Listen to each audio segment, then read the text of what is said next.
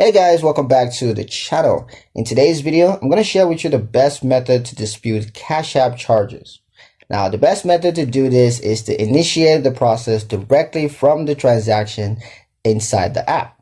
Open your activity feed, select the charge in question, and choose the option to report a problem or dispute the transaction. Clearly state why the charge is incorrect, unauthorized, or incomplete, and include supporting details such as dates, amounts, and communications records if applicable. Disputes are strongest when filed promptly, so avoid delays once an issue is noticed.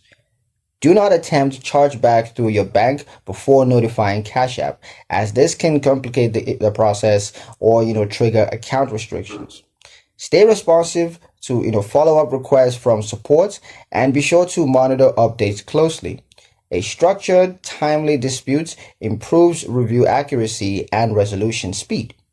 So that's pretty much it for the video, guys. Hope you liked it. Hope you found the information here useful enough. If you did, like, comment, share, and subscribe for more helpful financial insights. Thank you guys for watching, and I'll see you in the next one.